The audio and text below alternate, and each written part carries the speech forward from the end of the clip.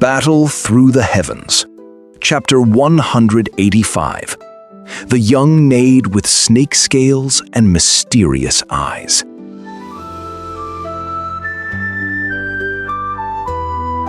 The grit of the iron rock gates fades into a blurred sanctuary, where the weight of a name is briefly drowned in stone-cold spirits. A dull thrumming pulses behind the eyes as morning light cuts through the haze of shared brotherhood. He locks his fingers, dragging a shallow breath, until the bitter steam of the night's indulgence hisses from his skin. Night had fallen by the time Xiaoyan reached Rock Desert City. He rarely touched alcohol, but that night he broke his own rules. He drank until the world blurred alongside his brothers, Xiaoding and Xiaoli. The next morning, his head throbbed with a dull ache. He forced his eyes open as the morning light filled the room. He rubbed his temples, kicked off the thin blanket, and sat up. After a sharp shake of his head to clear the fog, he crossed his legs. He locked his hands into a cultivation seal and drew in a steady breath, guiding his energy to flush the remaining wine from his blood. After a long moment of focus, a puff of thick, alcoholic vapor hissed from his fingertips. Xiaoyan exhaled and opened his eyes. His dark pupils were clear and sharp once more. The door creaked open. A young girl stepped inside, moving with quiet steps. She froze when she saw him awake on the bed. She bowed low, her voice thin and full of nerves. "Master Xiaoyan, you are awake!" She looked younger than him, dressed in simple, elegant green clothes. Her frame was small, though her body showed signs of maturing, yet she still carried an air of innocence. Her face was delicate, like a porcelain doll, but she stayed hunched over, like a frightened rabbit. Xiaoyan nodded to her. "Master Xiaoyan, may I help you wash?"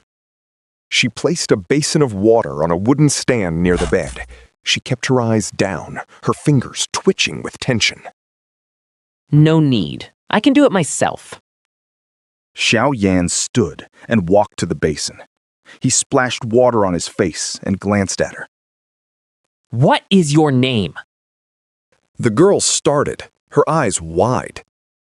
I am called King Lin." Xiaoyan nodded.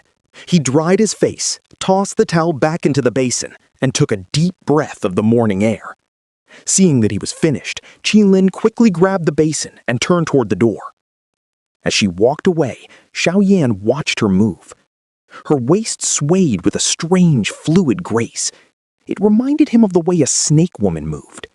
He shook the thought away. What am I thinking? He reached for the massive handle of the heavy Xuan ruler. With a grunt, he hauled the black blade onto his shoulder. A year of brutal training had hardened him to the weight. It felt natural now. He knew his strength had surged. If he dropped this weight during a fight, his sudden speed would catch any enemy off guard. He gripped the handle and swung the ruler in a short, powerful arc. Air whistled with a sharp crack.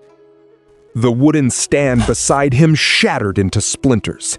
Xiaoyan grinned and settled the weapon back onto his back.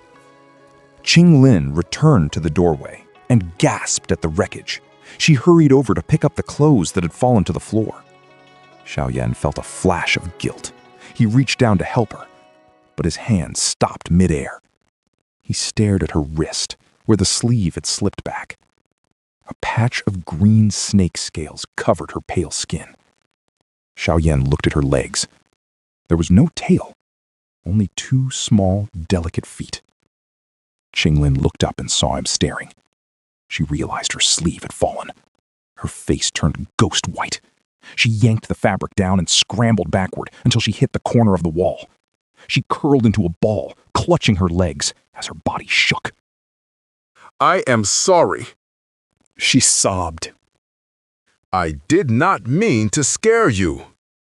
Xiaoyan sighed. He had heard stories about the desert. Human women were sometimes captured by snake men. Usually, no child came from such things, but in very rare cases, a cursed life was born. These children rarely lived past the age of 2, but King Lin looked 14. He walked to her and sat on the floor. He placed a hand on her head. Then he gently took her shaking arm and pulled back the sleeve. He looked at the green scales. These are beautiful. He said softly. Qing Lin froze. No one had ever called the scales beautiful. To everyone else, they were a mark of filth. She looked up with watery eyes. Master, are you not afraid? Xiaoyan looked into her green eyes. Deep inside her pupils, he saw 3 tiny green dots arranged in a triangle. A sudden wave of dizziness hit him. His spirit wavered for a fraction of a second. He snapped back to his senses, his heart racing. What kind of eyes were those? Even with his spiritual power, he had nearly lost himself. He blinked and looked again. The dots were gone. Maybe I drank too much last night. He muttered. He pulled her sleeve back down and stood up. I am sorry if I frightened you. Qing Lin shook her head quickly. In all her years, no one had ever apologized to her. Master, I am your personal maid now. She whispered. Please tell me whatever you need. Xiaoyan patted her head and smiled. Where are my brothers? Xiao Ding and Xiao Li are organizing the company supplies. They said if you wanted them, I should take you to the meeting hall. Then let us go. Xiaoyan adjusted the ruler on his back and walked toward the door. Show me around the Desert Metal Mercenary Company. Qing Lin followed him closely. Outside, the desert sun was warm, but not yet searing. They walked through the compound. Every mercenary they passed stopped to greet Xiaoyan with a smile. They knew who he was. But when their eyes shifted to Qing Lin, the smiles died. Their faces turned cold. Some even looked at her with pure disgust. Xiaoyan felt a pang of sympathy. He remembered being called a failure back in his home city. He knew what it felt like to be looked down upon. These men shared a blood feud with the Snake People. To them, she was a reminder of a hated enemy. They could not help their resentment. Qing Lin flinched every time a cold gaze landed on her. Her head stayed low, her eyes dark. When they reached a corner, Xiaoyan stopped. Qing Lin looked up, her face full of anxiety.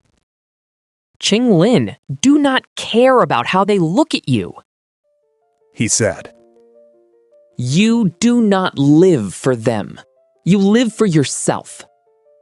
He patted her head one last time and kept walking. Qing Lin stood still. A strange light flickered in her green eyes. The 3 dots appeared again, silent and glowing. Thank you, Master Xiaoyan, she whispered.